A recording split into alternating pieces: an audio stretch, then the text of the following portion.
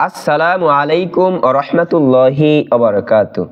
সম্মানিত দিনদার মুসলমান ভাই বোনেরা, যে যেখান থেকে আজকে আমাদের ধারাবাহিক কোরআনের রিডিং শিক্ষা ক্লাসটি দেখতেছেন, সকলকে জানাই আন্তরিক শুভেচ্ছা ও অভিনন্দন।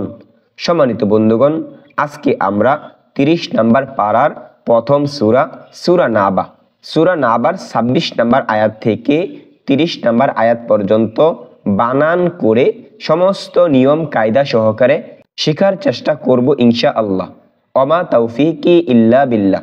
সকলেই আমার সাথে গভীর মনোযোগ সহকারে পড়ার চেষ্টা করবেন ইনশাআল্লাহ। আউযু বিল্লাহি মিনাশ শাইতানির রাজীম। বিসমিল্লাহির রহমানির রহিম। জাযাআও ওয়িফাকা। জিম জা আলিফ হামজা। জিম জবর জা, জা আলিফ জবর জা।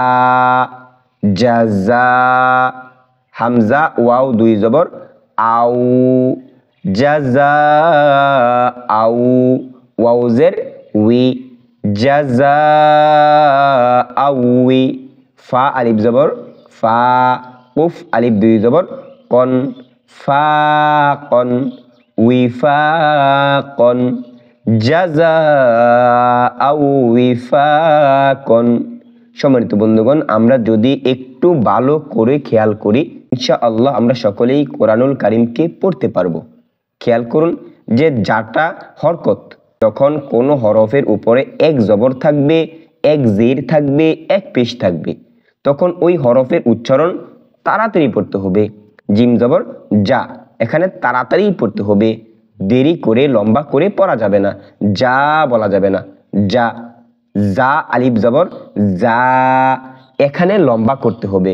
এখন লম্বা করার নিয়ম কি? যখন জবরের বাম পাশে খালি আলিফ থাকবে, যখন শুধু জবর থাকবে তখন তাড়াতাড়ি পড়তে হবে।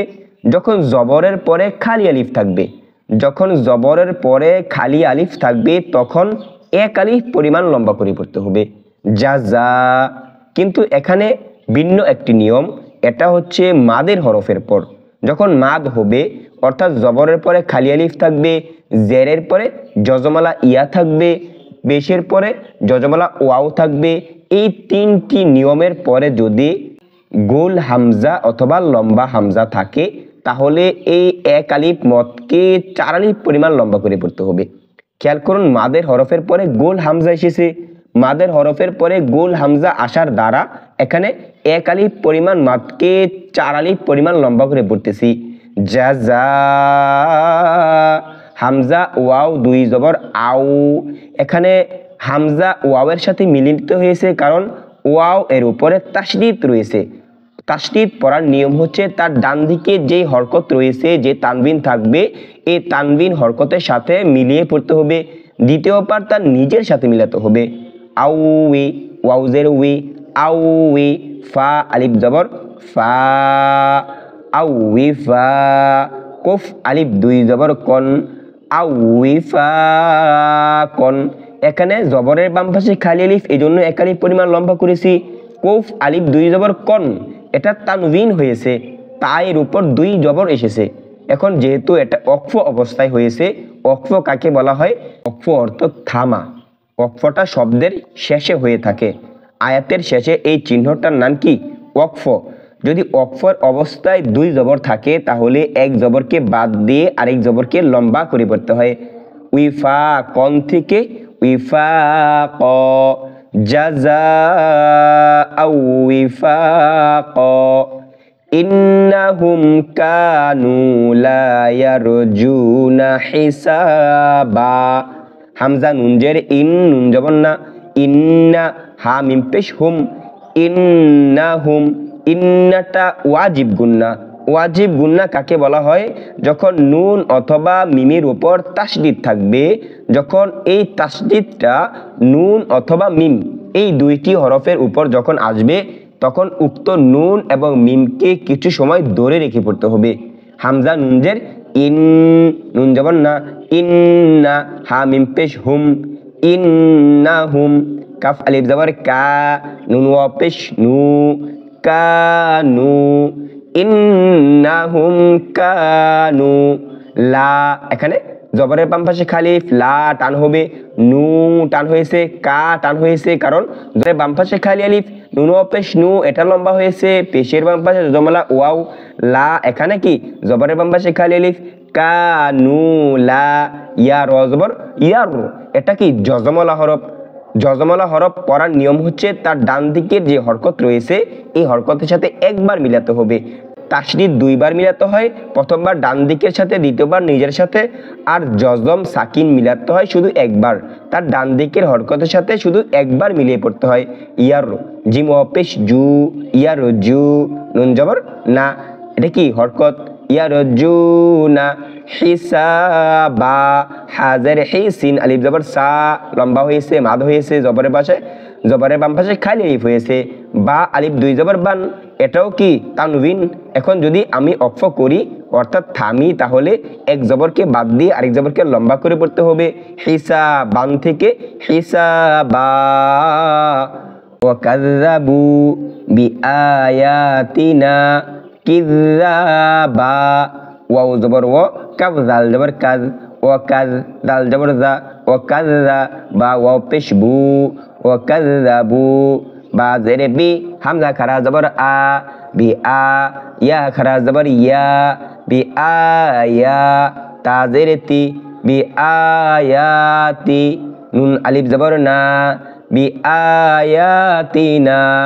ওয়াকাযযাবু বি আয়াতিনা, কাফ জাল জের কিজ, জাল আলিফ জবর জা, কিযা। বা আলিফ দুই জবর বান, যাবান, অক্ফ করিলে কিযাবা।